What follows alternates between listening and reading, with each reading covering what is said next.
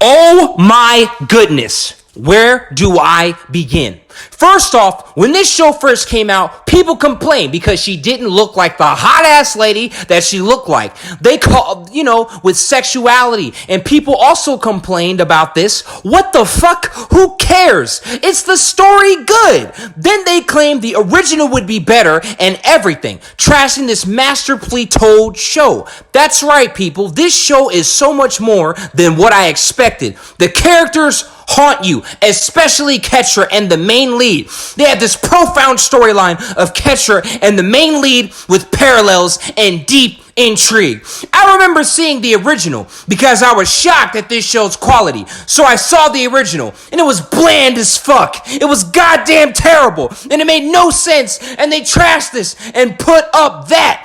All because the females actually had a body and said it's an insult to the fact that women are not allowed to show their body?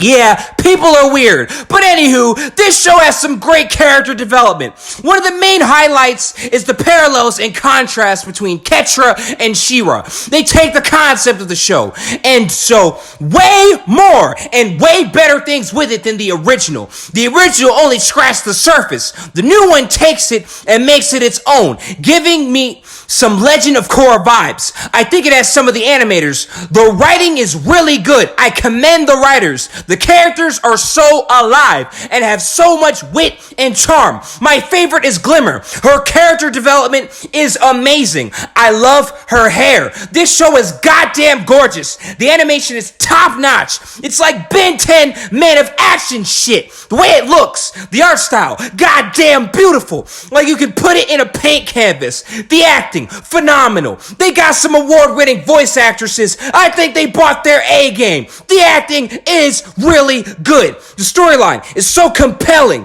with the villains being in the Horde, and She-Ra was with them at first. So they twisted the story in a compelling way. Now she's with the bad guys and thinks she's fighting on the right side until she sees what the Horde has done to societies run by princesses. Once the effect of societies are shown here, that's when you get a good idea, like She-Ra does, that this isn't right. She eventually leaves and has an entire storyline centered around Ketra and the Horde, their relationship and her connection to the Horde. And then she meets others, Glimmer and others. They develop that well too. They have these entire storylines with diplomatic issues and princesses at war, danger, and all this stuff.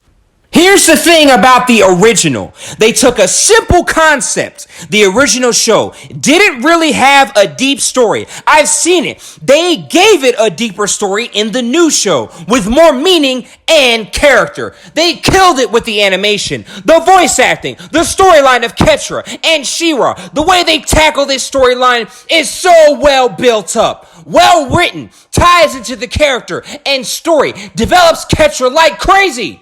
She has one of the best storylines on the show.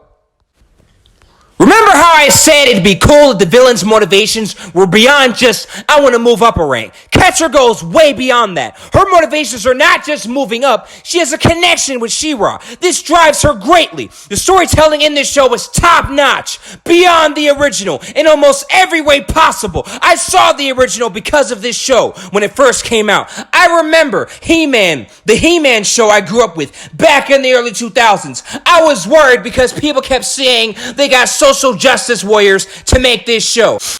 I was, of course, worried. However, when I saw it, dude, this show is extremely well written. The writing is its strong suit. The characters and dialogue work so well. This works so well, to my surprise, in fact, that I ended up curious about the original. I saw it. It was goddamn awful. The story made no sense. She gets the sword out of nowhere in the very beginning. It's really stupid. In the new show, she actually has to go to the location and find it physically. That's more interesting. There's a story behind it. That's what She-Ra does. The original, it didn't do that, unfortunately. See, that's the thing. The writing in this show is very strong. The characters have a lot of life and character put into them.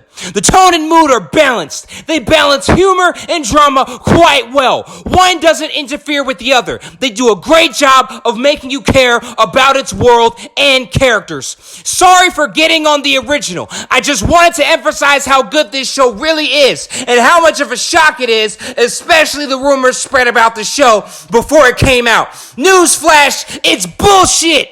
The show is that damn good. It's that damn good. The action actually has weight. The drama has meaning. The characters are so full of charm and life. They actually do a good job of making you feel their situations and circumstances. So when things happen, you actually care. This reminds me of the quality that went into Legend of Korra. It has similar animation. Top quality meets good writing. Damn, Keturah is so badass. And her story and character is so fascinating. And She-Ra, when she doesn't transform, they test her ability without transforming, seeing if she could still be a hero. That's really good character development. And damn, Keturah is wow! One of the highlights of the show's main story. My God, the parallels between them and the way their story intertwine and her backstory as well.